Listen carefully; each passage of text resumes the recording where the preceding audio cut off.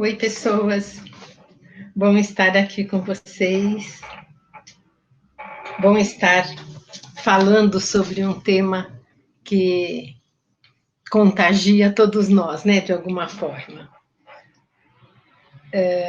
Queria, assim, em primeiro lugar, agradecer a presença de vocês aqui, né, de estar disponibilizando o tempo para isso, para falar desse tema tão importante. Agradecer ao Volmer e à Escola Legal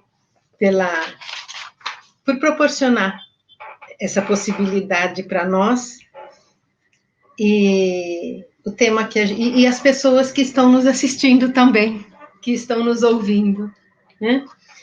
Eu queria me apresentar primeiro e apresentar um pouquinho da justiça restaurativa e depois abrir a rodada para os colegas se apresentarem, tá?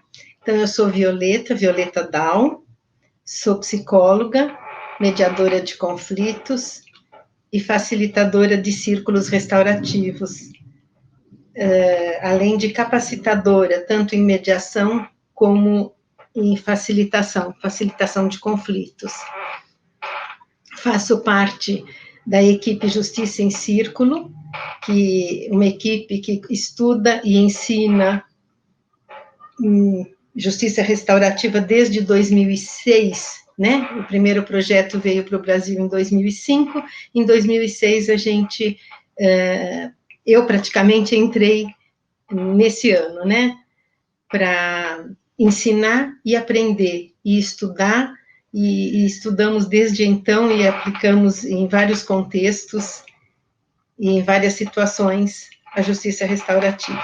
Faço parte do Instituto TEM, que é parceira da Escola Legal também, né? Temos uma pequena parceria aí, e do Mediativa, que é uma associação de mediadores.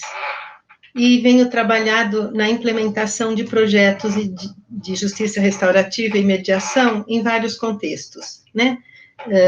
Hoje nós vamos falar do contexto educacional, tá? O que é justiça restaurativa? Imagino que algumas pessoas já saibam, né, do que vamos falar. Vou fazer só assim, dar uma degustação para vocês conhecerem um pouco, para quem não conhece, saber um pouquinho do que estamos falando, né? A gente chamou pessoas de escola também para participar, algumas pessoas que não têm esse convívio ainda com as práticas restaurativas. Então, a justiça restaurativa, ela veio como uma mudança de paradigma para olhar e lidar com os conflitos, né? Um paradigma acontece a mudança dele quando o paradigma anterior já não está fazendo mais sentido, e parece que veio acontecendo com a justiça restaurativa, com a ideia de que para o mau comportamento a conduta era punição. A justiça restaurativa vem com a ideia de restauração, não punição, o que não é passar a mão na cabeça, né? Ainda tem essa ideia, em alguns lugares a gente ouve, não é passar a mão na cabeça, principalmente porque a responsabilização de todas as situações difíceis que estão sendo vividas, né? Então, quando a gente fala de justiça restaurativa, a gente pode falar até de crimes graves, de crimes, e que a pessoa se responsabiliza pelo ato e tem a reparação de dano. Então, começaram esses trabalhos já há algum tempo, e percebendo que estava dando resultado com os casos de crime, e passou-se, então, a criar essa possibilidade para que acontecesse na prevenção, né? Em qualquer contexto, mas ao invés de esperar ter algum crime, criar relações, criar contextos de confiança e boas relações baseadas na colaboração, para que as coisas fossem fluindo de uma outra maneira. E é isso que vem acontecendo nas escolas, em várias escolas também. Ainda não está implementado em todo o mundo, em todo o país, mas, assim, tem muitas escolas, está avançando, eu diria que de uma forma galopante, esse trabalho nas escolas. E o que é um trabalho que se baseia em princípios, está embasado em princípios, né? Princípios de respeito, imparcialidade, não julgamento, inclusão, a participação de todos. Quando se fala em justiça restaurativa, a gente entende que o problema de um é um problema de todos. A gente tem uma situação a ser resolvida, não tem um culpado dentro daquela situação. Então, é baseado, assim, nessa perspectiva que a gente trabalha a justiça restaurativa. A postura do facilitador é muito importante. A escuta é fundamental para um trabalho.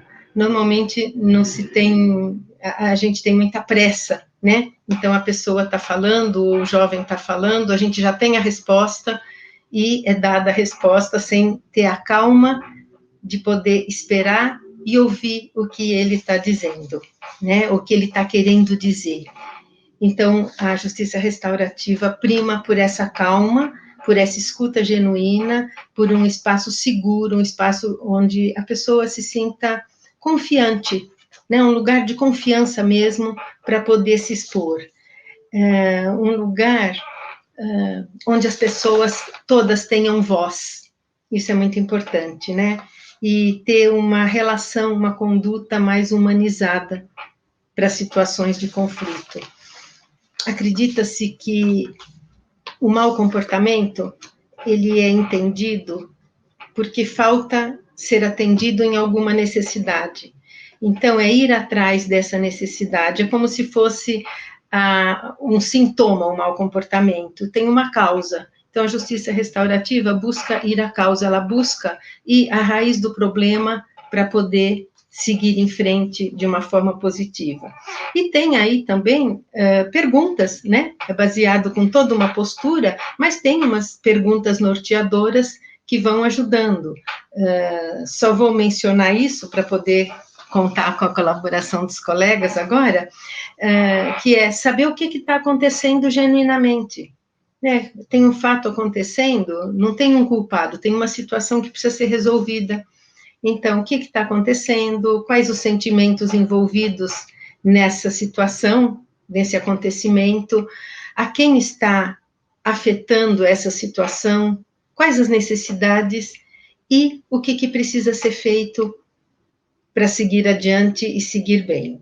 Então, é nessa perspectiva, a justiça restaurativa. A gente tem aqui a Cecília, a Cristina e o Diego, que são facilitadores, eles vão se apresentar agora.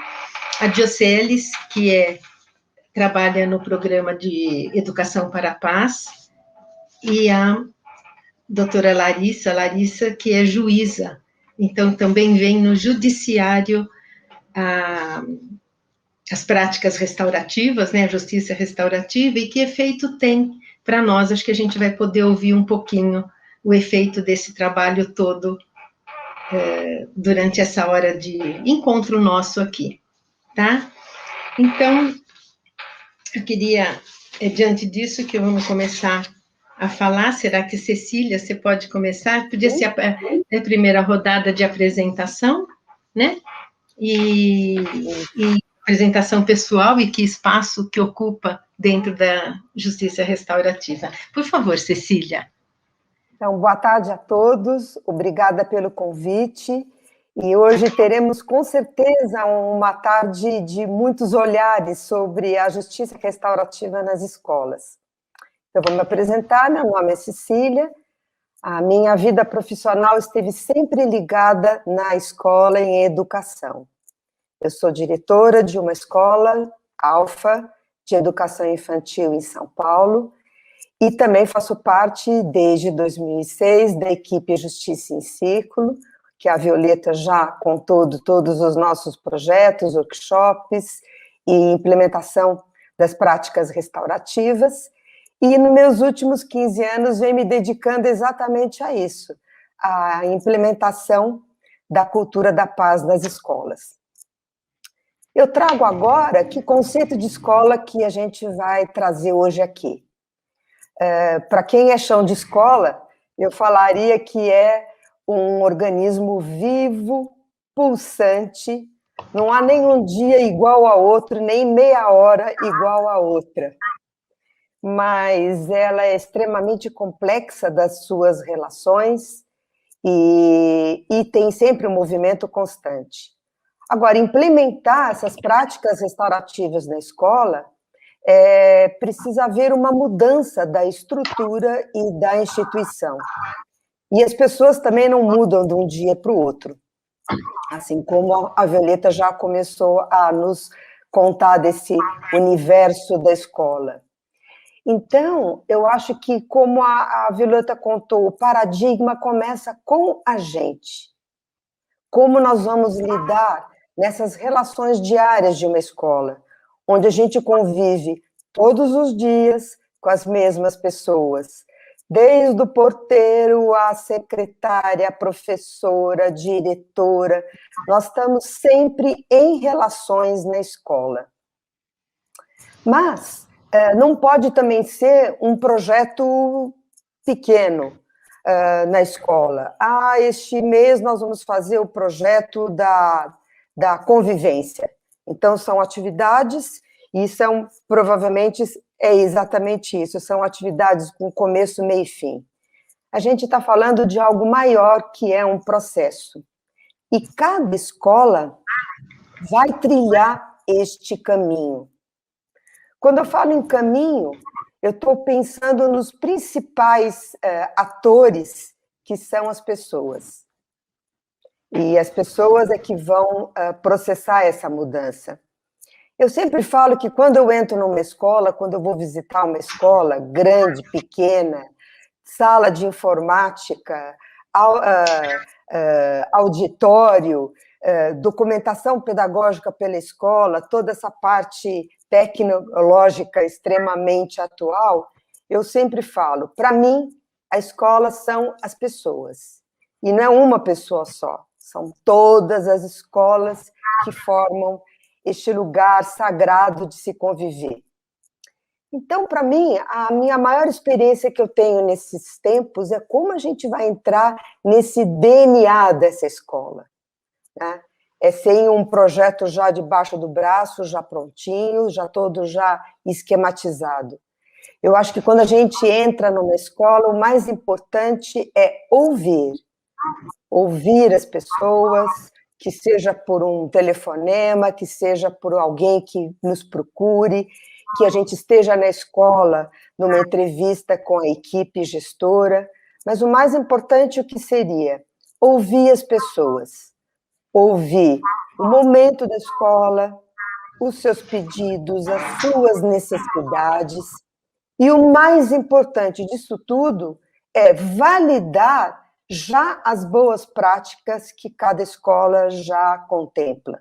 Então, não é um nada para colocar outra coisa em cima. Sem dúvida nenhuma, a gente valida todas as boas práticas que a escola já exerce. E aí eu vou falar desse primeiro passo, que seria a sensibilização. Então, a sensibilização é uma apresentação da justiça restaurativa, das práticas restaurativas, mas a gente sente que é muito importante a pessoa viver essas práticas. Não é uma sensibilização apenas teórica. É importante que as pessoas possam experimentar essas práticas. E por quê? Porque um dos grandes princípios da justiça restaurativa seria a voluntariedade. Nada pode ser imposto para começar um projeto de justiça restaurativa nas escolas. E quando eu falo em sensibilização, voluntariedade, eu falo na palavra engajamento. E essa palavra engajamento significa que a pessoa rever as suas crenças, os seus valores, as suas atitudes. Então, é preciso que aconteça esse engajamento para a pessoa realmente, quando estiver num curso, ela poder se dar este momento de reflexão.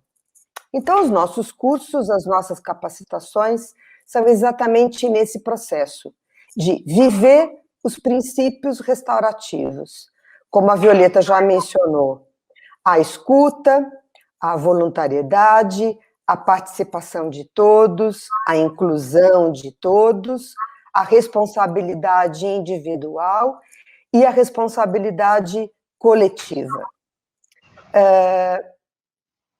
A capacitação também a gente tem uma mudança da gente dizer que é uma metodologia ativa.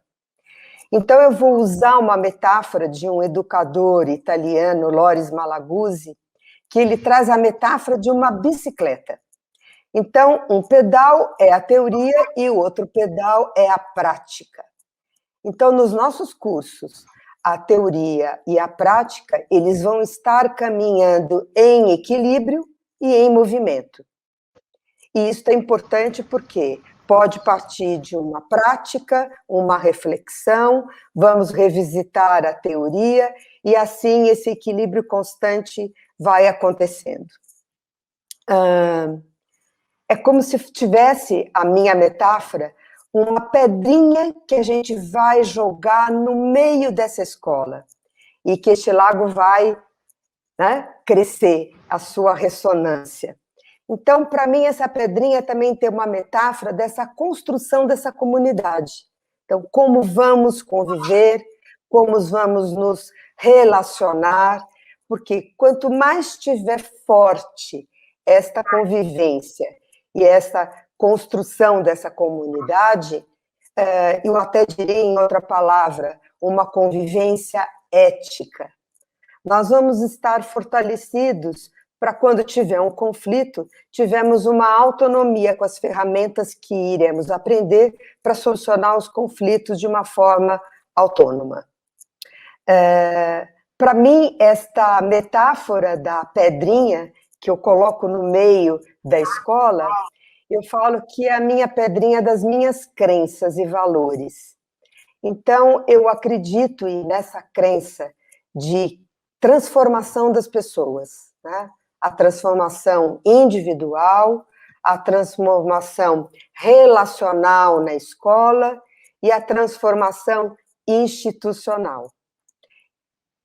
É fácil, é possível. Se a gente dá o primeiro passo, a gente sempre caminha juntos nesse caminho todo. Eu vou terminar com uma frase, vou estar lendo agora aqui. Quanto mais alinhada com os princípios de justiça restaurativa é a prática, e quanto maior a flexibilidade em sua adaptação às condições legais, mais restaurativas são os resultados. Então, que essa pedrinha que eu coloco no meio da escola, hoje possa crescer aqui entre todos nós, em favor de colocar as práticas restaurativas na escola. Eu passo a palavra agora para a Violeta de novo. Então, Cecília, acho que você traz os princípios e os valores impregnados, né, incorporados no facilitador, nas pessoas que convivem. E eu fico imaginando o quanto isso repercute nos outros, acaba sendo um modelo também para as pessoas que convivem conosco, né? Agora é um exercício, né? Um exercício constante. Se começa também da gente, né? Se começa da gente esta postura restaurativa e que a gente, estando numa capacitação, como você disse, vamos solucionar os problemas juntos, estamos aprendendo juntos também. Uhum. E respeitando o saber de cada um, né? O momento de cada um também. As possibilidades. Obrigada, Cecília. Obrigada. Cristina? Você entra agora falando de você. Olá, Violeta, olá, colegas e todos os presentes, muito obrigada pela oportunidade de, mais uma vez, estar com vocês compartilhando algo tão importante. Como a Violeta já mencionou, me chamo Cristina, eu sou mediadora de conflitos e sou facilitadora de justiça restaurativa, trabalho como capacitadora, como coordenadora de projetos e também sou autora de alguns artigos na área. Eu atuo na implementação da justiça restaurativa desde 2006, nos mais diversos contextos.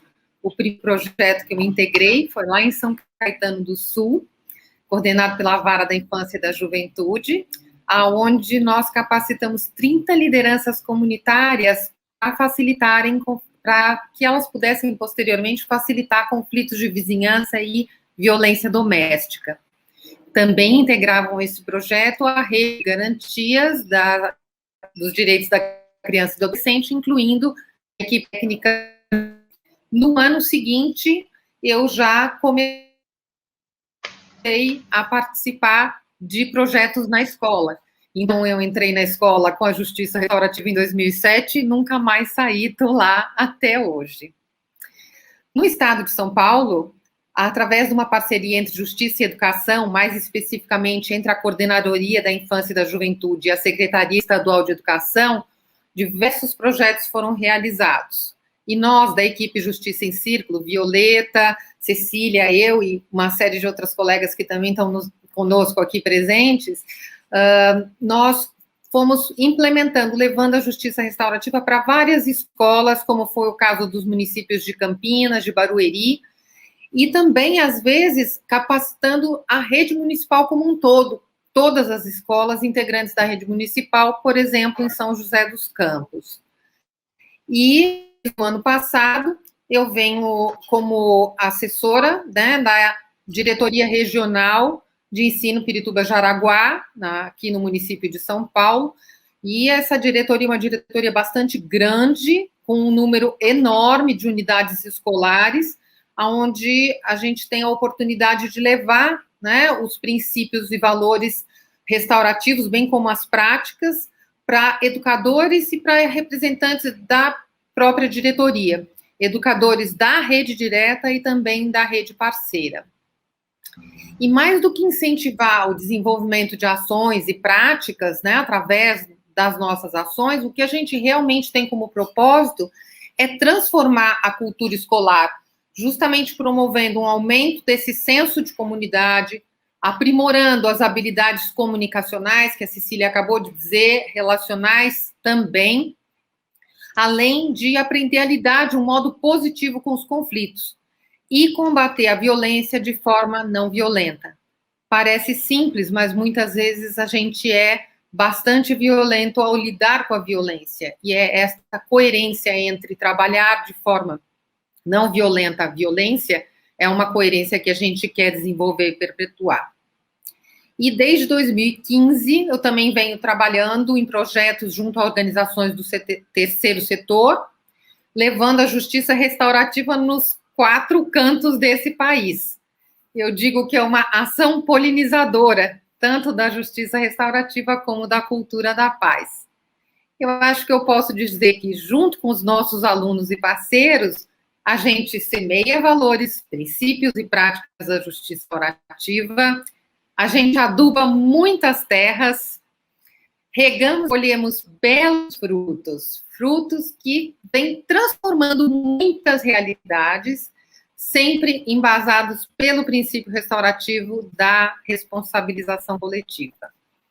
Eu vou pedir a Violeta para você voltar, para que os outros colegas também possam se apresentar, e depois eu volto falando um pouquinho dos principais desafios e oportunidades desse momento, junto com todos os outros. Muito obrigada. Obrigada, Cristina. Valeu muito. Eu gostei dessa metáfora do semear e adubar, e a gente já está colhendo em vários lugares. Ainda está caminhando, né? Mas já está caminhando a largos passos mesmo, essa cultura. Cada lugar caminha no seu ritmo, não é, Violeta? Alguns lugares já têm as práticas mais implementadas, já estão colhendo frutos há mais tempo e outros estão semeando para colher daqui a pouco, mas todos vão colher. Seguindo essa mudança paradigmática, né? Obrigada. Vamos ouvir o Diego? Assim, pensei nos facilitadores e capacitadores primeiro, né? E depois a Dioceles, que trabalha na Secretaria, junto à Secretaria de Educação, né? No programa de Educação para a Paz, e depois a doutora Larissa, falando do Judiciário. Pode falar, Diego. Acho que as pessoas perceberam, a gente tem São Paulo, Diego, Paraná, e Dioceles e Larissa do Amapá, aqui conosco. Bem-vindos. Diego, por favor. Então, boa tarde a todas e todos, né? Queria cumprimentar essa mesa feminina, né? Eu sou o único homem aqui representando o sexo masculino, é uma alegria estar com pessoas tão queridas e muitas delas, como a Violeta, foi minha professora, né? Minha inspiradora. Meu primeiro contato com as práticas restaurativas foi uma formação numa escola onde eu era professor, que a Violeta veio, né? E aí depois fui tendo contato também com o restante da equipe Justiça em Circo, e isso foi me motivando. Então, sou o Diego, atuo como diretor numa escola social do Grupo Marista, aqui na cidade de Londrina, no Paraná. Meu contato com as práticas restaurativas, com a justiça restaurativa, aconteceu lá em 2013, 2014, com essa capacitação, e a partir daí eu vim aprofundando, estudando, fazendo alguns cursos, porque a metodologia, os princípios, a filosofia das práticas restaurativas me afetou profundamente, eu costumo dizer. Então, modificaram a minha forma de ser humano no mundo, né? O meu sujeito, Diego, foi modificado a partir do meu contato com as práticas restaurativas, né? E aí é uma modificação que ela é constante. Eu costumo sempre dizer que desde aquele momento onde eu fui afetado por essa temática, por essa filosofia, eu venho me modificando, aprendendo, me construindo e me desconstruindo também a partir desse momento. Então, hoje eu atuo na direção de uma escola, já atuei na assessoria educacional também do Grupo Marista, acompanhando escolas sociais e capacitando professores, equipes gestoras com esta metodologia. Discuto as práticas restaurativas e me aprofundei um pouco aí nessa temática, olhando para 3 grandes campos. O primeiro, o campo do currículo escolar, né? Então, qual que é o lugar do sentimento, qual que é o lugar das relações dentro do currículo escolar? A gente costuma olhar o currículo da escola como um conjunto de conteúdos, ou a provocação que a Base Nacional Comum Curricular nos faz, aí um conjunto de habilidades e competências. Mas onde está a relação, né? A escola, ela é imbuída de relações, então, como é que a gente contempla a dimensão relacional tão fomentada dentro das práticas restaurativas, dentro desse currículo da escola, e não trata isso como algo separado, mas como um elemento constituinte desse currículo. Então, a partir disso, eu vim, né, pesquisando também e me transformando e me construindo com essa metodologia. Outro campo é o campo da gestão escolar, né? É impossível nós falarmos de práticas restaurativas, implementarmos uma metodologia olhando só para o sujeito do ensino-aprendizagem, que é o aluno ou o grupo de professores.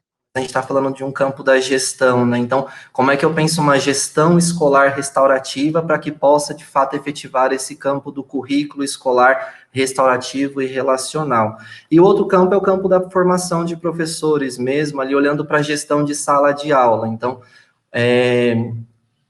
nós, enquanto professores, e aí, né, falo deste lugar também, porque sou professor, minha primeira graduação em filosofia, sou professor de filosofia como porta de entrada dentro desse universo da educação, e nós saímos da faculdade sabendo os conteúdos, né, no meu caso, os conteúdos da filosofia, aquilo que precisa ser ensinado para os alunos, pesquisamos o método de ensino e aprendizagem, que é como que eu vou dar essa aula, mas tem algo que ninguém ensina para a gente quando a gente sai da faculdade como professor, que é como é que eu entro na sala de aula e faço a gestão agora dessa sala de aula, né? Então, o campo da gestão de sala de aula. Então, como que está posta essas relações, como é que eu conduzo, né? Como gestor desse processo, né? Que abordagem que eu utilizo, e aí as práticas restaurativas vieram me dar elementos para esses 3 campos, o campo do currículo, o campo da gestão de aula e o campo da gestão também de pessoas, né, esse universo da escola. Então, é desse lugar de fala que eu pretendo estar nessa tarde, compondo aí com cada uma de vocês, né, e cada um também que está aí pela internet nos acompanhando. Então, gratidão a todos e todas, espero que a gente tenha um ótimo bate-papo. Passo a palavra, então, aí para a Violeta dar continuidade aí na rodada de apresentação.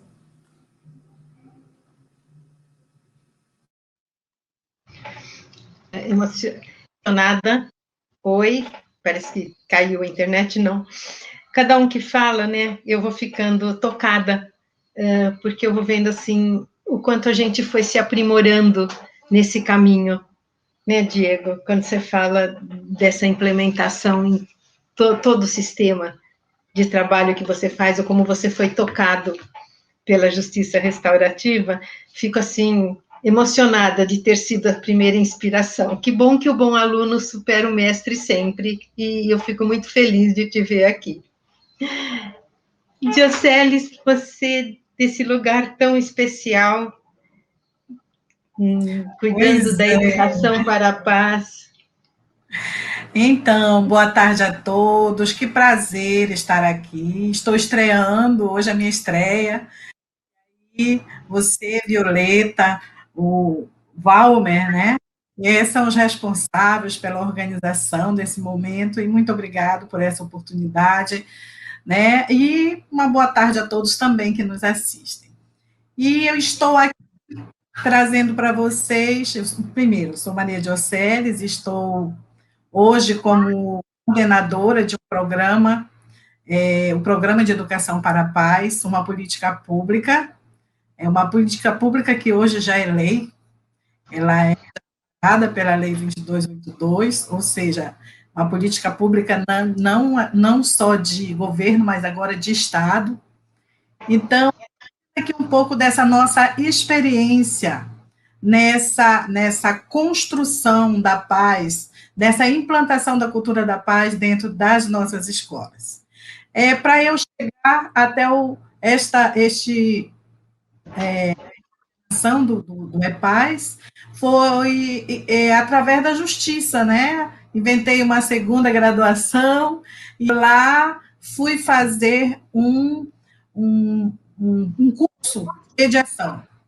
E acabei ficando por 2 anos dentro desse curso de mediação, me certifiquei, já atuei mais de 2 anos no fórum como mediadora judicial, e fiz também uma sensibilização, um pequeno curso sobre as práticas restaurativas, comecei a me encantar, como todos que aqui falaram, comecei a devagarinho colocar no corpo a beleza que é você viver esses métodos, né? Essas práticas, eu comecei a me encantar. E foi nesse encantamento que me viram e me convidaram para ficar à frente deste programa na Secretaria de Educação. Então, é assim, o EPAS, ele nasce assim com uma proposta exatamente de atuar com as práticas restaurativas eu não gosto muito de usar a palavra, mas é no combate mesmo das violências existentes no âmbito escolar. No Amapá, chegou um momento em que a Secretaria começou a tomar, assim, ter que tomar uma determinada providência, porque já estava muito acentuado, e a partir daí como é que nós vamos resolver essa situação? Buscaram, os técnicos da secretaria, buscaram uma forma, um projeto de lei, né, que pudesse somar com outros parceiros e a gente juntos atuar dentro das escolas, para desconstruir essa situação que só aumentava, né? E aí foi quando foi sancionada a lei e vieram as primeiras formações que nós tivemos o prazer, eu não tive, que até hoje lamento, mas tivemos o prazer de ter a nossa querida Violeta e a Célia Bernardes formando os primeiros 115 formadores do estado do Amapá. E a partir daí nós Desses 115, 70 ficaram atuando um bom tempo, e aí depois, por várias razões, foram indo para outros setores, outros segmentos, mas continuam certamente onde estão, atuando, porque quando a gente se encanta, quando a gente conhece, a gente não despreza. Pode até não ficar trabalhando em 100%, mas ela está lá e você consegue, de alguma forma, levar para onde você está. Então, a partir dessa metodologia, a partir das práticas restaurativas, a partir dessa política pública, é que nós estamos construindo, dentro do Amapá, escolas com ambientes mais respeitosos, com ambientes mais saudáveis, né? Com muitos desafios, sim, mas já conseguimos avançar aí bastante, até um pouco mais do que imaginamos, sensibilizamos, agora há pouco eu vi na fala da Cecília, foi da Cecília, que ela falou a questão da sensibilização, né? A sensibilização com a teoria, que é o maior desafio, não é a teoria, é muito fácil, a gente consegue caminhar rápido, né, nesta sensibilização. Mas aí, quando vem a questão do encantar, tocar na pessoa com as práticas restaurativas e fazer o que ela está fazendo com todos nós que aqui estamos, que conhecemos e que resolvemos colocá-las, como diz o meu colega de trabalho, no nosso corpo, para apreciar, né? Então, esse é o maior desafio que nós temos até hoje, dentro do nosso fazer diário. Então, é isso, está aí o Programa de Educação para a Paz, tendo como carro-chefe as práticas restaurativas, e a gente oferecendo essas sensibilizações, cursos, e buscando, de alguma forma, proporcionar a todo o Estado umas escolas restauradas, escolas com educação para a paz. É uma escola que tenha dentro do seu fazer ali, diariamente, estas práticas. Nós temos uns aliados muito fortes, nós temos aí 2 parceiros, temos aqui um que eu não posso deixar de reconhecer, que é o Tribunal de Justiça e o Ministério Público. A doutora Larissa está aí, acabamos de fazer umas vivências de prática restaurativa para alguns jovens de um programa social, jovens que atuam lá dentro da escola. Então, é dessa forma que a gente vai construindo, levando, disseminando mesmo, com curso, com sensibilizações, com práticas, com projetos que são executados dentro da escola, com a ajuda desses 2 grandes parceiros, que estão sempre ao nosso lado, e mais tantos outros que sempre somam no nosso fazer diário. Então, é dessa forma que as práticas restaurativas estão caminhando dentro das escolas, da Secretaria de Educação, no estado do Amapá, aprendendo, buscando ensinar o que se aprendeu, e buscando multiplicar o que podemos para o grande sonho, projeto do Ministério Público, que, abraçado pela Secretaria, foi das escolas restaurativas em Santana. Aí, Santana Restaurativa, eu digo, olha, nós já estamos querendo sonhar com Macapá Restaurativa, e aí vamos estender para os outros demais 13 municípios que faltam. Então, quem sabe daqui a pouco, né, no médio e longo prazo, a gente não está com o estado restaurativo. Esse é o grande sonho, essa é a grande meta, e devagarinho a gente vai construindo. Então, vamos passar para a Leta para a gente passar para um segundo momento. Que coisa... Nossa experiência que trazemos até aqui. Que coisa linda, né? Essa expansão que vocês vêm trazendo, e a partir de todo o trabalho e o reconhecimento de que tem muita gente envolvida nesse processo, né? E acho que a união mesmo do Tribunal de Justiça, do Ministério Público, acho que a gente não pode esquecer que o Ministério Público teve um peso grande, né, no início desse trabalho, com a doutora Silvia Canella, que foi trazendo e chamando a Amapá né? A partir do Isso, município de Santana para o tamanho que está o projeto hoje. Obrigada, Dioceles. Larissa. Obrigada, Violeta. Boa tarde a todos. Muito bom estar aqui nessa mesa virtual, nessa sala virtual, não é? E dar uma boa tarde aqui para as pessoas que estão nos acompanhando no chat. Eu vi umas pessoas queridas aqui, Célia, Regina, Fernanda, o Carmona, né? E tantos outros aqui que eu ainda não tive o prazer de conhecer. Bem, eu me chamo Larissa Antunes, eu sou juíza aqui no estado do Amapá desde 2003, então já tenho 18 anos aqui. E desde 2014 estou titular de uma vara de infância e juventude. Assim que eu cheguei na vara, eu conheci essa justiça restaurativa, né, que já vinha no meio do judiciário. Alguns gurus já falavam, né, sobre a justiça restaurativa. E conhecendo a doutora Silvia Canella, do Ministério Público do Amapá, tive, assim, a oportunidade maravilhosa de fazer o primeiro curso que nós tivemos aqui em 2014, início de 2015, com Célia, Violeta, Marta também esteve por aqui.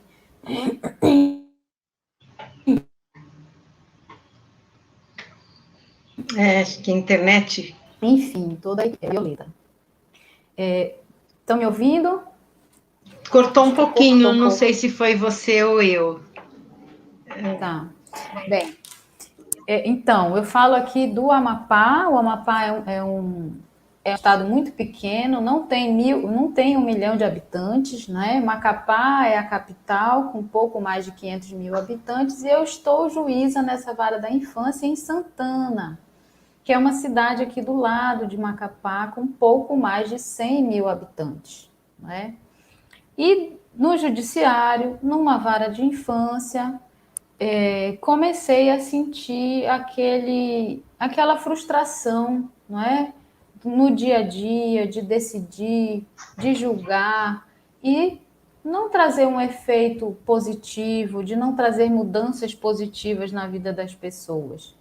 E talvez por isso tenha me apaixonado pela justiça restaurativa, pelos princípios, pelos valores, por essa construção coletiva do saber, pela divisão do poder, não é? Isso é um tema para nós muito caro, para nós, quando eu digo nós, do judiciário, não é? Dividir o poder, identificar em que mãos está o poder, porque eu sempre que posso, eu falo que o juiz não tem uma varinha mágica para resolver o problema que chega ali, né, na nossa sala de audiência. E às vezes é o que as pessoas esperam, é o que a população quer, né? Quantas vezes eu já não ouvi, olha, doutora, eu vim aqui lhe entregar esse menino porque eu já não sei mais o que fazer. E também recebia muitas comunicações, notificações das escolas, dizendo que também não sabia mais o que fazer com aquele aluno, com aquela família, não é? E nós, no judiciário, eu, juiz ali na vara da infância, o que eu poderia fazer, não é? Quando aquela criança já passou pela escola, pela família, pela escola, às vezes por um serviço social ou pela saúde, e chegava ali já passando, né, por vários serviços que não atenderam às suas necessidades. E aí embarcamos nesse projeto da escola restaurativa, junto com o Ministério Público. Logo tivemos a adesão das secretarias de educação, tanto do município quanto da Secretaria de Educação do Estado, e fomos levando as práticas restaurativas para as escolas. 2015 e 2016, capacitamos 500 pessoas. 2017, 2018, mais 650 pessoas. E o nosso sonho inicial era que cada escola tivesse um núcleo, né, de práticas restaurativas, mas que a realidade nos mostrou que às vezes nem sempre isso acontece. não é? E que aquela escola que internaliza, que entende, que começa a viver os princípios, a viver a filosofia das práticas restaurativas, consegue avançar na criação desses bons relacionamentos, na criação de um ambiente saudável e propício para o estudo, um ambiente com menos violência, não é? E para nós, do Judiciário, do Ministério Público, isso para nós faz todo sentido, não é? Se nós podemos trabalhar em prevenção de conflito, se nós podemos cuidar antes que os conflitos aconteçam, né? Quando a gente percebe, por exemplo, quando chega um ato infracional na vara da infância que iniciou com uma pequena indisciplina de um aluno, né? O que é taxado como indisciplina, mas que às vezes foi uma falta de comunicação, ou as pessoas não conseguiram se enxergar, ou as pessoas não conseguiram se ouvir. E dali o conflito foi acirrando até que gerou um processo judicial e as pessoas, a família teve que ir ao judiciário, né? E a maioria das pessoas não gosta de entrar no fórum, né? E as famílias chegavam, doutor, eu estou com muita vergonha, meu filho, aconteceu isso com meu filho, enfim. Eu acredito muito na mudança da sociedade a partir desse local, né, a partir da escola, e continuo levando isso aonde eu estiver, porque isso também gerou uma mudança em mim, uma mudança nas minhas relações, uma mudança no meu fazer diário, na vara da infância, né? Isso continua fazendo muito sentido para mim, né? Às vezes eu me pergunto muito o que eu, juíza, vou fazer lá na escola, né? Eu sempre chego na escola com muito cuidado, com muito respeito, né? Para não gerar um constrangimento. O que lá vem essa juíza dizer para mim, para o professor, o que eu tenho que fazer? Na verdade, não é isso, né? Nas minhas reflexões, eu cheguei à conclusão de que quando todos nós, do lugar de onde nós estivermos, entendermos que a educação é uma questão para todos nós, de onde nós estivermos, nós vamos evoluir muito mais como sociedade, nós vamos evoluir muito mais como cidadãos, né? Identificando as nossas responsabilidades. Então, a gente vai para a escola, não é para dizer como o professor deve fazer ou o diretor deve fazer, mas para perguntar como eu posso lhe ajudar para que a gente previna conflitos, crie relacionamentos saudáveis e consiga avançar nesse sentido. E aí eu vou terminar, eu vou copiar um pouquinho a Cecília, vou terminar com uma poesia, antes de devolver a palavra para Violeta, porque para mim faz sentido nesta reflexão que eu acabei de fazer, que é do Rumi, né, um poeta persa, sufi, que eu conheci lendo o trabalho do Marshall Rosenberg. Para além das ideias de certo e errado, existe um campo. Eu me encontrarei com você lá. Eu acho que estamos aqui nos encontrando. Violeta, obrigada. Que lindo, que emocionante tudo isso. Eu fico bastante encantada com toda essa fala, com toda a evolução mesmo, e com toda a observação, com todo esse cuidado que o judiciário está olhando, né? Muitos dos judiciários estão olhando para essa transformação das pessoas. Alguém no chat comentou que é importante a escola educar para a paz, né? Mas educar para o espírito de paz. E eu penso que a contribuição do judiciário nesse momento é fundamental para que isso possa acontecer, né? O apoio do judiciário. Obrigada, Larissa. A gente vai passar para uma segunda rodada, quem puder responder, sobre desafios dentro disso que estão fazendo, né? Eu acho que desafios, tanto do trabalho em si, mas eu estava pensando, e hoje, como estamos diante da pandemia, lidando com as práticas restaurativas também, como é que elas estão interferindo? Isso se puderem falar disso também, né? Mas, assim, a ideia é desafios e oportunidades das práticas, ok? Então, posso começar pela Cecília? Falar um pouquinho, Cecília? Eu acho que na pandemia trouxe o aprendizado para todo mundo. Hoje eu realizei um círculo online e eu acho que, de uma certa forma, a pandemia também não deixou de nos aproximar pela internet. Então, acho que é uma ferramenta útil e que a gente também aprendeu a se conectar pelo virtual. Então, eu vejo como uma aprendizagem que foi, de um primeiro momento, impactante para todo mundo, e agora, de uma forma favorável de conexão, já que estamos já quase 1 ano e 2 meses, de uma certa forma, afastados, e agora o que nos une, o virtual, e poder que essa transformação possa, sem dúvida nenhuma, ser um aliado para a nossa sociedade nesse momento. Falando sobre a Larissa, eu falaria que o grande momento hoje de dentro das escolas é sair dentro dela e ir para a sociedade.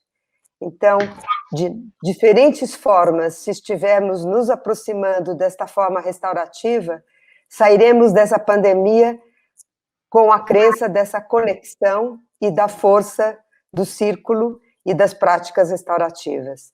Então, são bons desafios, apesar de serem difíceis, mas eles nos vieram também que a gente possa, usando uma frase do Paulo Freire, eu falaria: não há prática melhor do que a prática de refletir sobre sua própria prática.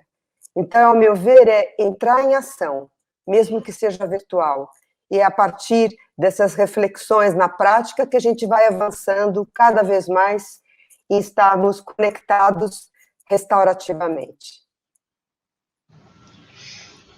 Obrigada. Muito bom te ouvir. Acho que é o caminho mesmo. Vai ser redundante se eu falar alguma coisa desnecessariamente. Obrigada, Cecília. Cris?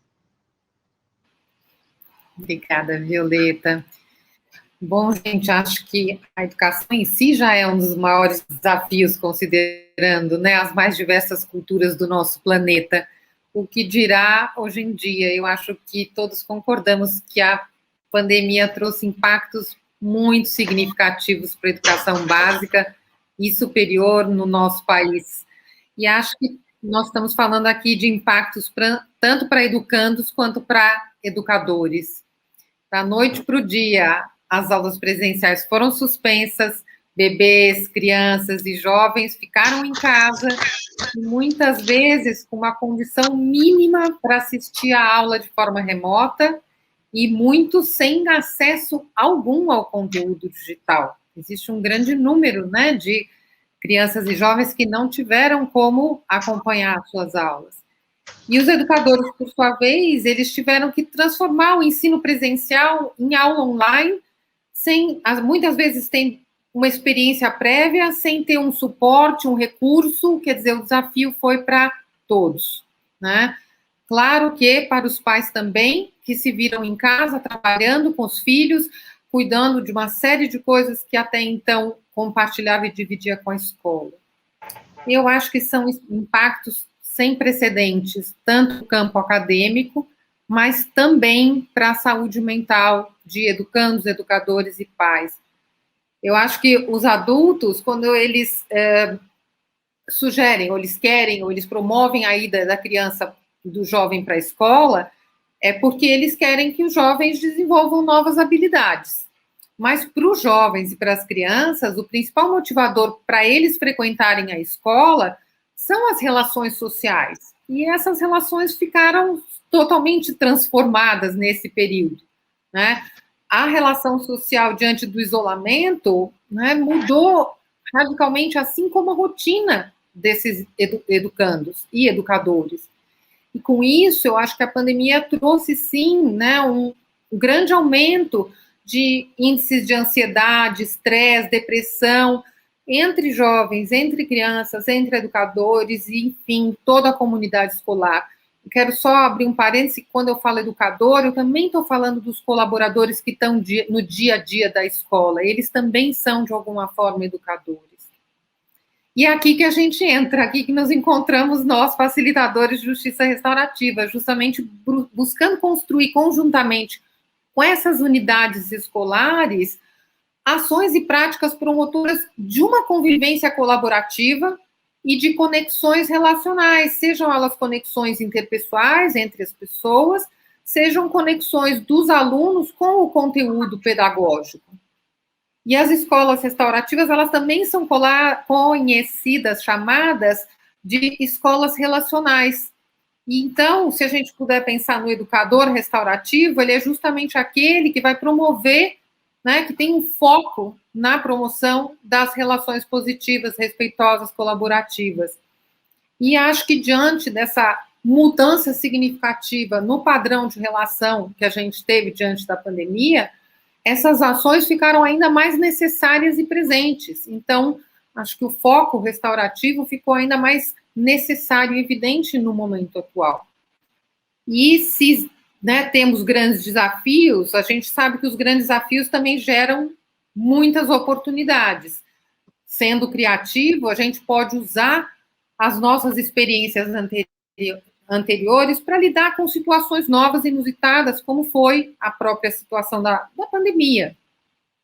E usar a experiência anterior não é você reproduzir um padrão de comportamento que você usava antes para agora, neste momento, mas sim refletir a partir da sua experiência anterior que recursos eu tenho e como que eu coloco isso em ação. Na verdade, gente, isso é o que a gente chama de empoderamento, né? O Paulo Freire fala, a pessoa, grupo ou instituição empoderada é aquela que realiza por si mesma as mudanças e ações que levaram a instituição a evoluir e se fortalecer. E a pandemia nos impôs uma necessidade extrema de evolução e fortalecimento. Então, acho que a questão do empoderamento, ela veio com uma grande oportunidade diante desse desafio que a pandemia nos impôs. E se, por um lado, a escola teve um super grande desafio de fazer o conteúdo pedagógico chegar até o aluno, nós, educadores, nós tivemos um aumento, uma ampliação do alcance das nossas aulas. Olha aqui, estamos nós de São Paulo, Paraná e Amapá, todos juntos falando por pessoas já vi do Rio Grande do Sul, enfim. O nosso alcance ficou muito mais largo, muito maior. E com isso, antes, por exemplo, eu, mencionando a Diretoria Regional de Educação, nós temos lá 300 centros de educação infantil parceiros, aproximadamente. Vocês já pensaram se eu tivesse que fazer presencialmente uma capacitação, quanto tempo eu demoraria? Enquanto que, a partir do virtual, nós conseguimos alcançar e levar os princípios, os valores e as práticas restaurativas para um número muito grande de educadores. Isto, sim, foi uma grande oportunidade que, de novo, né, a tecnologia nos ajudou.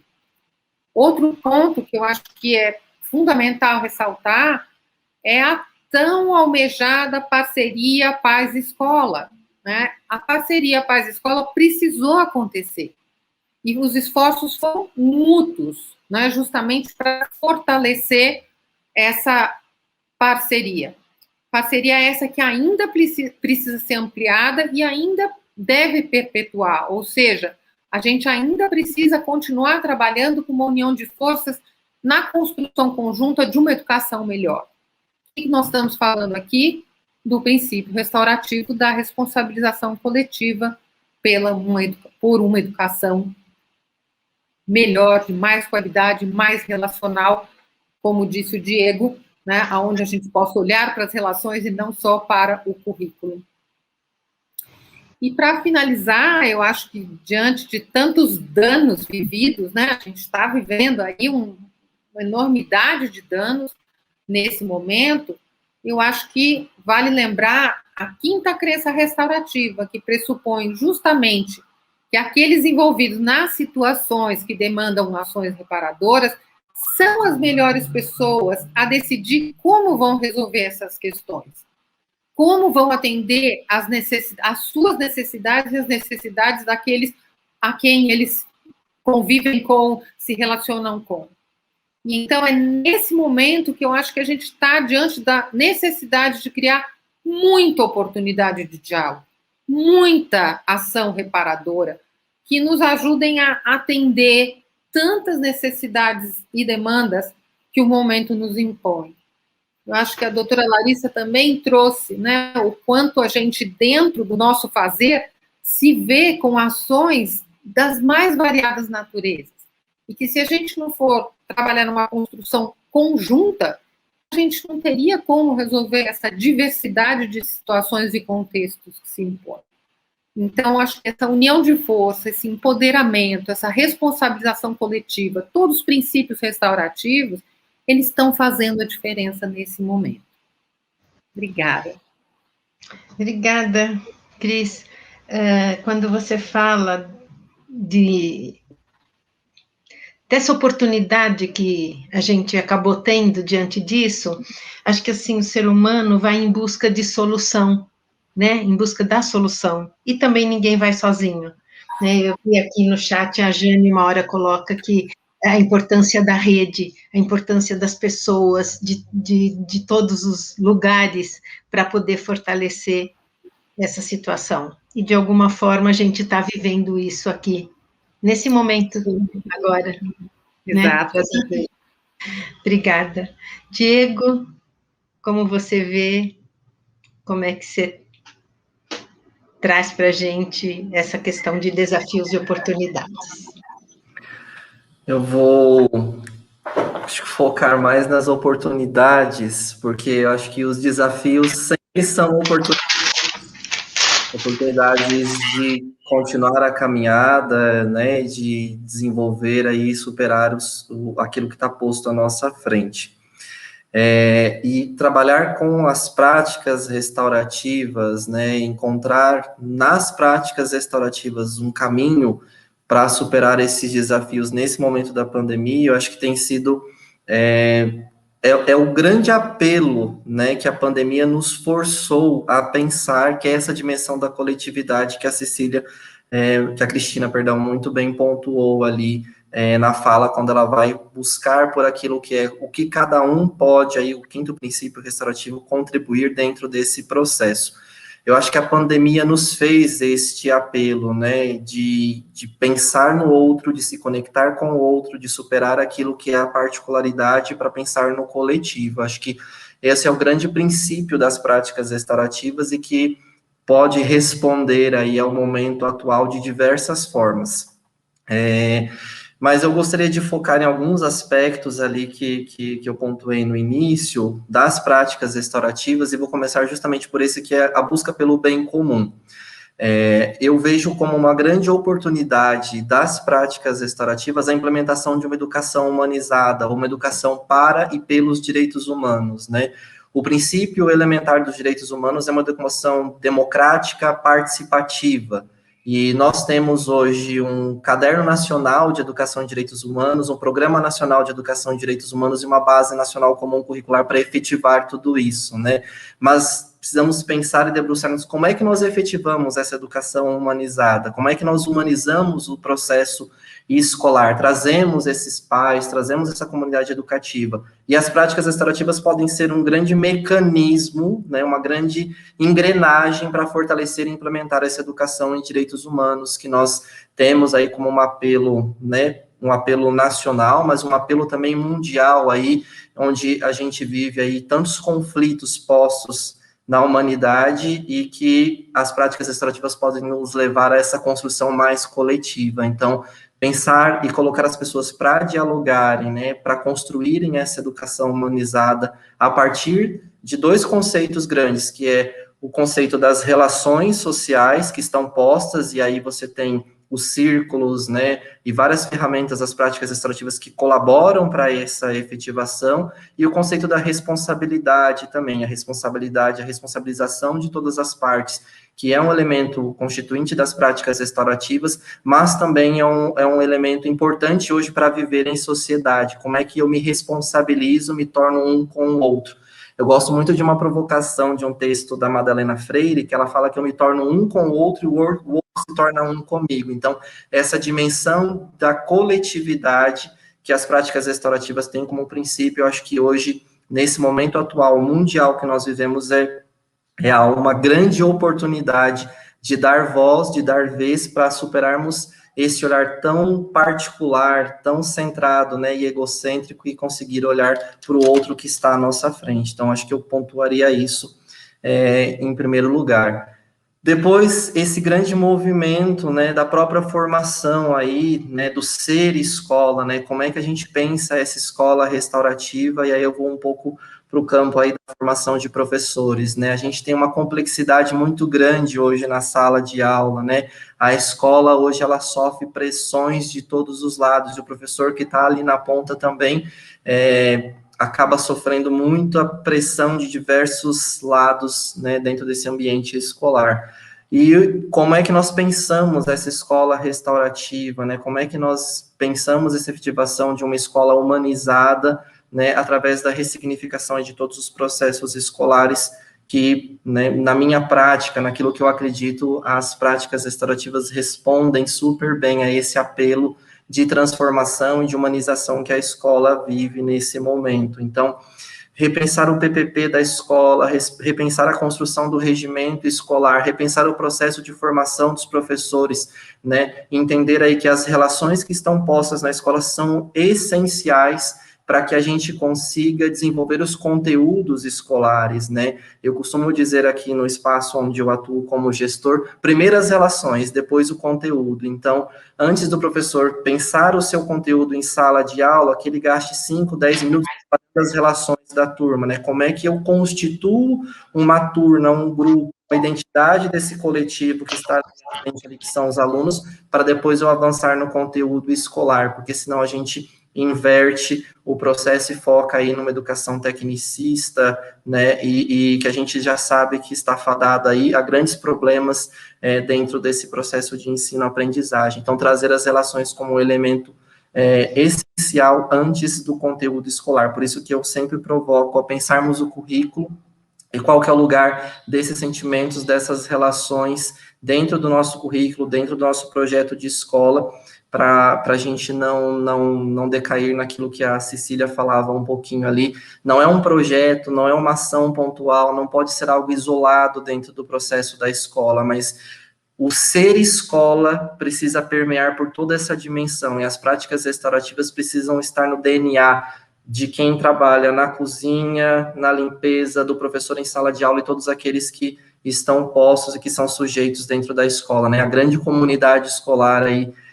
como um organismo vivo e de transformação continuada. Então, acho que é um grande momento aí de uma oportunidade. E no campo da gestão também escolar, né, a gente vive aí, quem está no ambiente de discussão, sempre perpassa aí por grandes conflitos de pais, hoje os grupos de WhatsApp das famílias, e a gente acaba tendo tantas questões ali, né, postas, né, a gente vive um momento de polarização.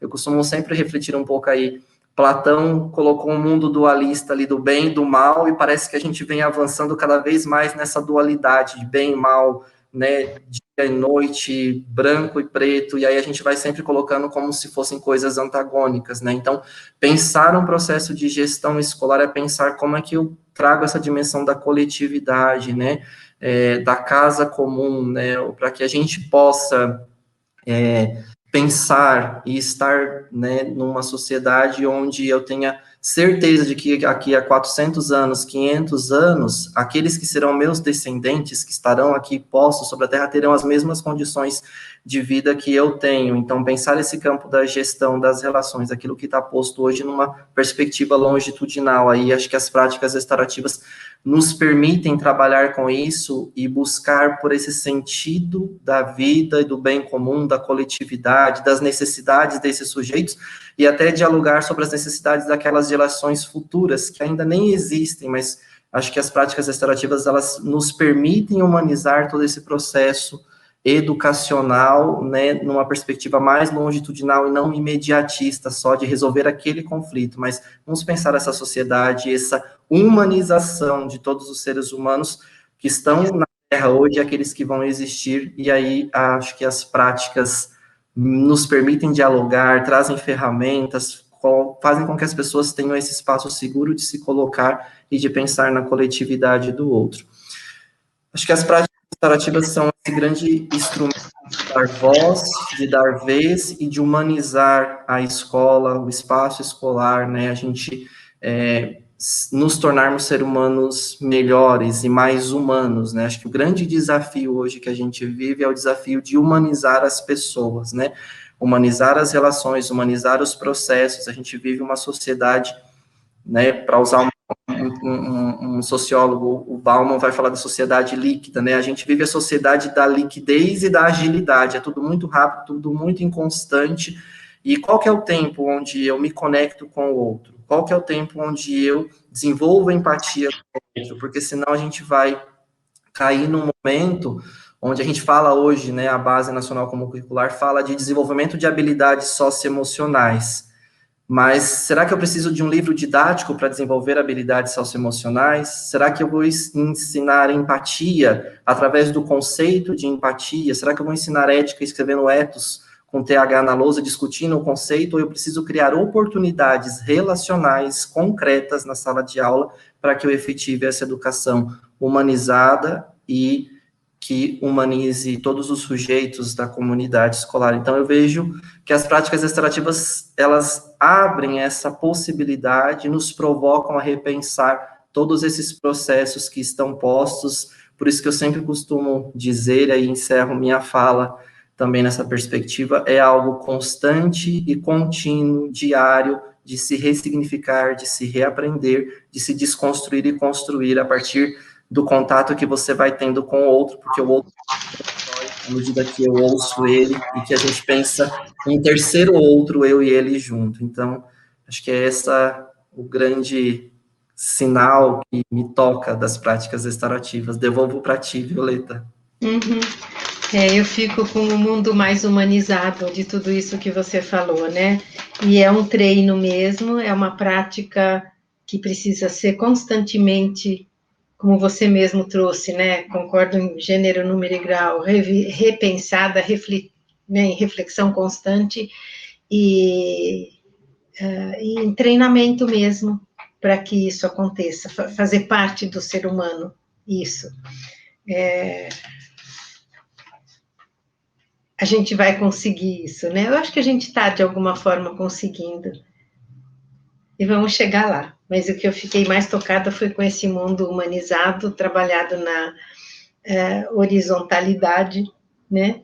Estamos todos juntos e trabalhando nas relações.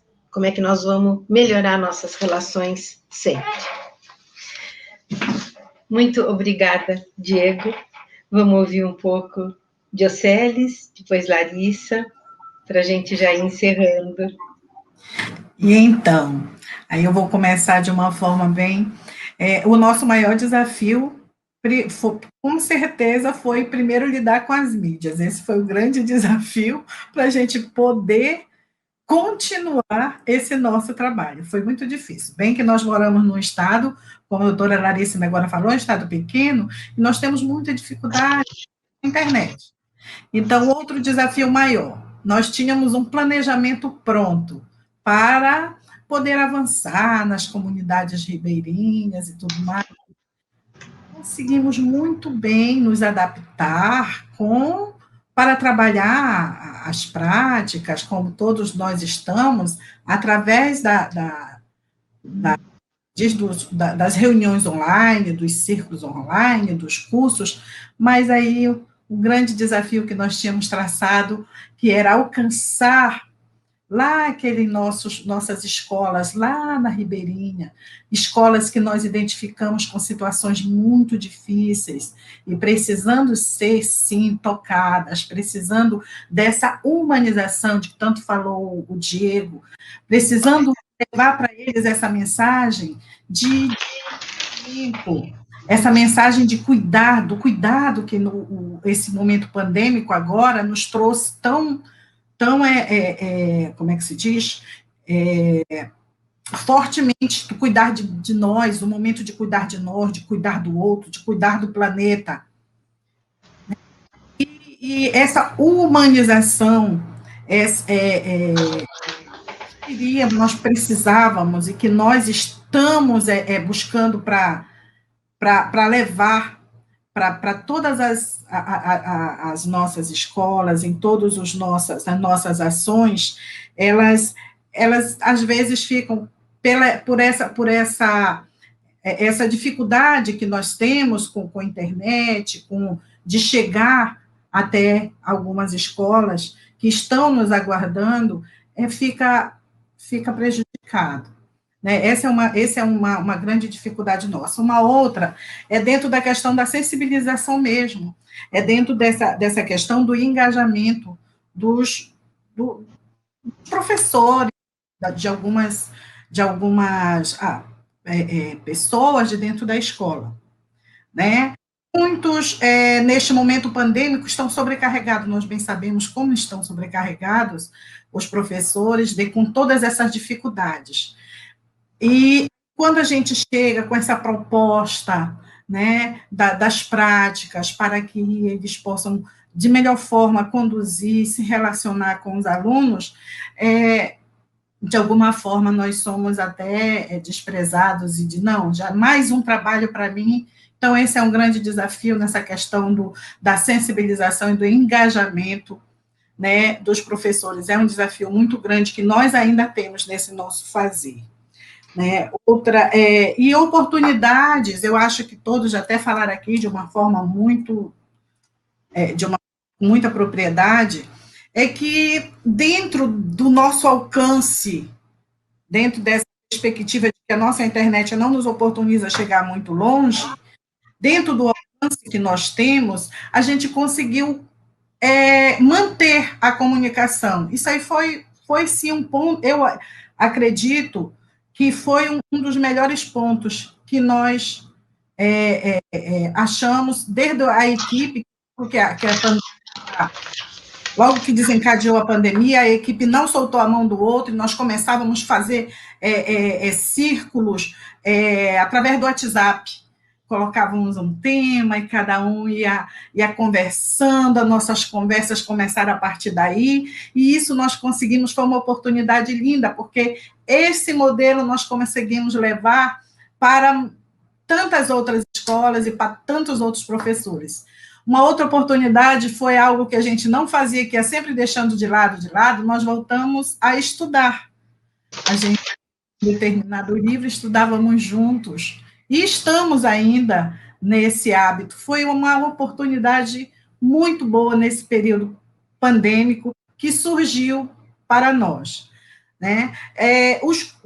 As rotinas de curso, os parceiros que sempre estiveram do nosso lado, Tribunal de Justiça e Ministério Público, sempre estão ali, mas nós também, dos desafios foi que nós não conseguimos acessar os demais. Tínhamos trabalhos em algumas escolas, trabalhos que precisavam ser efetivados, que, por essa dificuldade de comunicação, desafio, porque ficaram paralisados, a gente começou a trabalhar e voltar àquele regime de antigamente, imprimir as coisas, encaminhar, o que nós fazíamos presencial, a gente não conseguiu mais fazer, e não conseguimos, com o isolamento, nos aproximar dessas comunidades, e essa foi assim, muito difícil para a gente, a continuidade de alguns trabalhos que estavam encaminhados. Então, dentro mas outros avanços foi que a gente conseguiu criar uns e-books, e-books que trouxeram assim momentos lindos e propostas lindas de acolhimento. Conseguimos sensibilizar algumas escolas, e essas escolas trabalharam esses acolhimentos. Fizemos adaptação de alguns e-books também com essas sensibilizações, esses acolhimentos, e todos têm trazido para nós um retorno assim maravilhoso. Hoje, os professores a qual nós fizemos esses primeiros acolhimentos, eles já estão repassando para outros e outros, e está virando assim um momento muito gostoso, e nós vislumbramos essa oportunidade assim, de uma forma surpreendente, foi surpreendente para todos nós. Então, dentro dos nossos maiores desafios, como falei, a questão dessa sensibilização, desse engajamento nesse momento, pelos estarem sobrecarregados, e também tem um grande desafio nosso, que é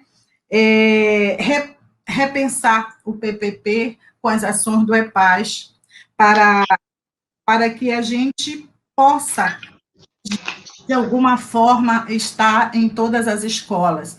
Então, já iniciamos, ela é um desafio, como disse o Diego, e uma oportunidade, porque estamos repensando várias formas de que isso, né, já estamos dentro do nosso plano de ação, com várias ações voltadas para isso, demanda tempo e bastante trabalho, é um grande desafio para nós, e talvez até o maior, neste momento.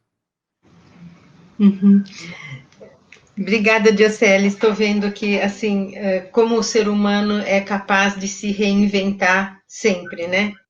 Acho que isso é um fator bastante importante.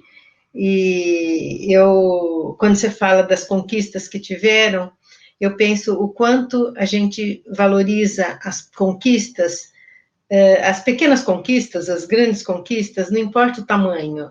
Quer dizer, todas as conquistas são valorizadas, né? Eu acho que isso também nos leva para um otimismo e abre espaço para outras realizações, né? Não fica empacado no que não dá certo. Obrigada, Dioceles. Larissa? Olá, estão me ouvindo direitinho? Sim, vi que você caiu um pouco. Esse é um dos nossos desafios, né? Aqui a nossa internet é um pouco instável, e aí eu acabei saindo do Wi-Fi, entrei aqui no 4G, mas estamos nos adaptando, né?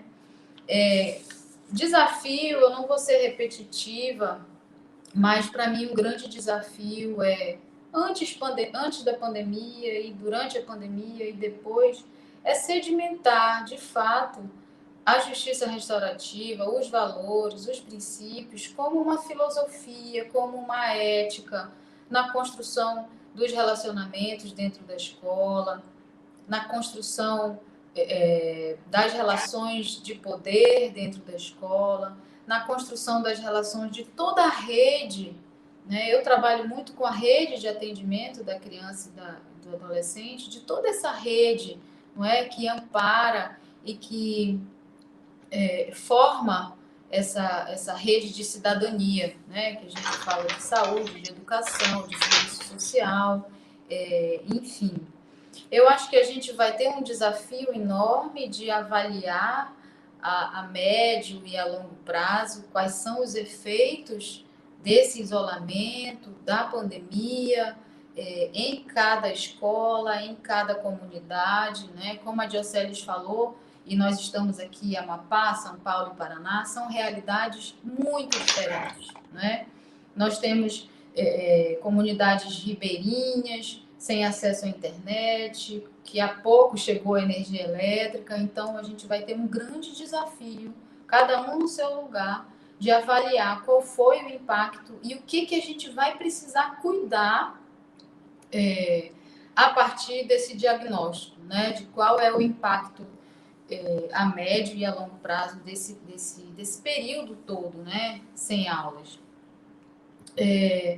O desafio é se reinventar, né, todo dia, como a Violeta acabou de falar, e também da gente identificar o que nós aprendemos durante todo esse período e o que nós estamos aprendendo, né? Porque a pandemia ainda não acabou, as dificuldades ainda permanecem, nós estamos voltando, alguns voltaram antes, alguns outros estados estão voltando, estão ainda se preparando, né?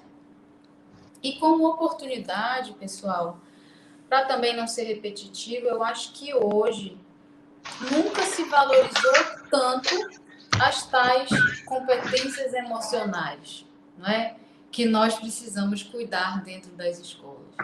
Nunca foi mais importante falar de resiliência do que aprender o conteúdo do ano todo de matemática, né? Nunca foi tão importante falar mais de empatia ou de escuta ativa do que aprender o conteúdo todo de geografia. E eu não estou desmerecendo nenhuma dessas matérias, pelo amor de Deus, não é? Mas é uma grande oportunidade para a gente demonstrar a importância de se desenvolver com seriedade, e não é só porque está lá nas diretrizes que a gente precisa seguir, da gente desenvolver e viver as competências emocionais nesse microcosmos, né, que é a educação. Eu acho que nós temos também uma oportunidade de ouro, e eu me coloco aqui um pouquinho fora da escola, né, como mãe, como juíza, como poder judiciário. Hoje, durante todo esse período de pandemia, temos uma oportunidade valiosíssima de olhar para a escola e olhar para o professor e valorizar essa instituição, valorizar a pessoa do professor, não é? Nós sabemos a desvalorização contínua, histórica do professor da escola. Eu acho que hoje é um momento ímpar para a gente demonstrar, né, qual é a importância da escola, qual é o valor da escola, qual é o valor do professor. A Cristina falou em Paulo Freire. Eu não sei se é impressão minha, mas o Paulo Freire nunca esteve tão na moda, né? Talvez seja uma impressão minha que estou um pouco fora da escola. Mas tudo que ele fala tem feito tanto sentido, né, para a gente. E quando ele fala em empoderamento, eu acabei de ver, Violeta, uma pergunta aqui no chat, né, de qual é o ganho para a sociedade quando a gente leva as práticas restaurativas para a escola. É o empoderamento do cidadão, do aluno, do professor, né? E esse empoderamento que fala o Paulo Freire também está numa daquelas lições da Kay Pranes, que fala muito, né, de justiça restaurativa. Ela cunhou aquela ideia dos 7 pressupostos centrais, junto com a Carolyn Boyce Watson. E um dos pressupostos diz, de uma outra forma, exatamente isso. Tudo que nós precisamos para fazer o que é necessário já está aqui. Nós já temos, não é? Então, eu vejo esse momento, o principal desafio, oportunidade, é nos reinventarmos e utilizar todas essas ferramentas maravilhosas que estão dentro das práticas restaurativas para nos empoderarmos, para fazer o que nós precisamos agora, com o que nós temos agora. A gente não pode esperar que a vacina venha, a gente não pode esperar que a escola abra completamente, a gente não pode esperar que voltemos ao antigo normal, porque parece que esse antigo normal não virá mais, né? Então, eu consegui enxergar essas oportunidades, Violeta. Obrigada, querida. Obrigada. Você traz a questão dessa mudança da sociedade, né? Uma mudança com todos os princípios que se tem para viver. E eu vi uma pergunta aqui da Rita, falando se a gente pode falar um pouquinho mais dos princípios da justiça restaurativa. Quem gostaria de falar?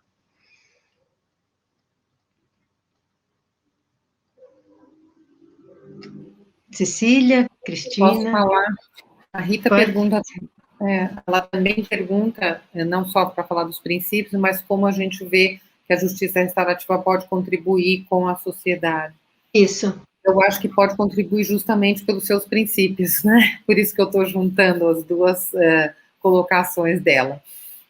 E acho que a gente foi falando, né, Rita, ao longo cada um foi falando da sua forma, mas falamos de empoderamento, é um dos princípios, ou seja, a partir dos nossos recursos, encontrarmos soluções que atendam nossas necessidades. Falamos de responsabilização individual e coletiva, a responsabilização coletiva tanto pelo bem-estar de todos, por criarmos espaços humanizados, como diz o Diego, para criarmos espaços onde todos somos responsáveis pelo bem-estar de todos. Né? Se a gente parte da ideia de que a criança aprende isso dentro da escola, vive isso dentro da escola, né?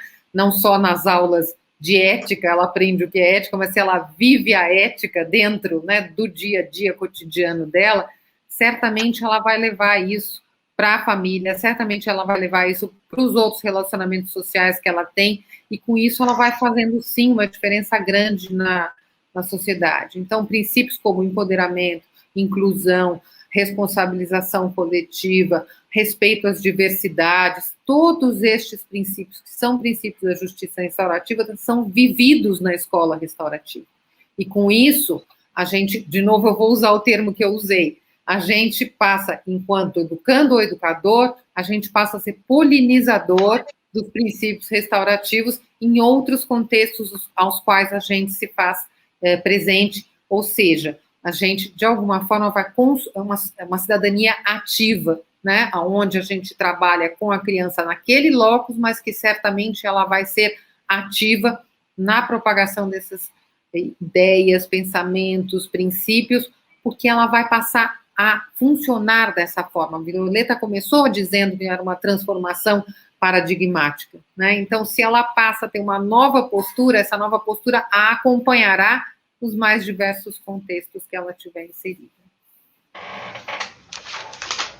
E é interessante que as pessoas fizeram algumas observações, não perguntas, né, que fala sobre educar para o espírito de paz, a escola é um mundo de relações, né, isso, se puder ser mais explorado, foi falado, não sei se ainda precisa, essa colocação foi feita já lá, quase no início do nosso trabalho,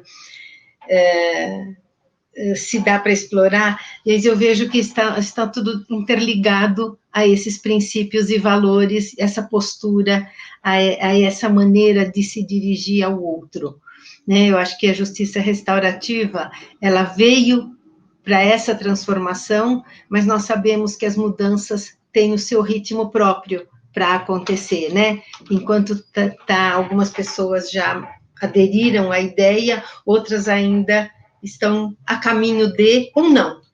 E eu acho que é isso que nós que aderimos e estamos empenhados a essa ideia, a gente continuar disseminando esse trabalho de todas as formas possíveis, essa é uma delas.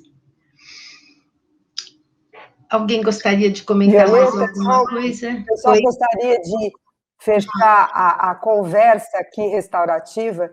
Eu gostei muito da expressão que a Dioceles falou, não podemos desgarrar a mão do outro. Então, eu vejo que nesse momento de conexão, engajamento, empoderamento, escuta, inclusão, participação de todos, responsabilização coletiva, é não desgarrar a mão do outro. Adorei a sua fala, Dioceles, tem tudo a ver com a justiça restaurativa na ação, dentro da escola, na sociedade, em todos os lugares que a gente puder contribuir para uma comunicação saudável e colaborativa entre todos. Não podemos desgarrar a mão do outro. E a resolução de conflitos também, né? Tem conflitos, a gente está primando por uma construção de paz, mas vão ter conflitos, e a justiça restaurativa está nisso também, né? Trabalhando, a gente fala dos círculos proativos, né? Antes de acontecer um problema, que são esses de construção de uma boa comunidade, e os círculos quando tiver algum problema que eles são resolvidos. E sempre, eu sempre penso na postura do facilitador, que é isso tudo que estamos falando. Mais alguma coisa gostariam de comentar? Então, acho que a gente já pode ir encerrando. Muito agradecida a vocês, muito agradecida a essas pessoas que vieram também nos assistir, nos ouvir, né? E nos ver. A gente aqui não está vendo, mas está percebendo as pessoas aqui. E a gente tem os nossos contatos, caso precisem de alguma coisa, tem o contato de todos nós pela Escola Legal, tá? Então, obrigada, gente. Boa tarde a todos. Até o próximo. Até o próximo. Eu quero encerrar, então, com uma poesia, pode ser? Opa, vamos lá. Claro. A Fernanda trabalha conosco e ela é uma poetisa. A Fernanda Gomes? Fernanda Gomes. E Fernanda. Mandou uma linda poesia da Cora Coralina. Uhum. E diz: não sei se a vida é curta ou longa,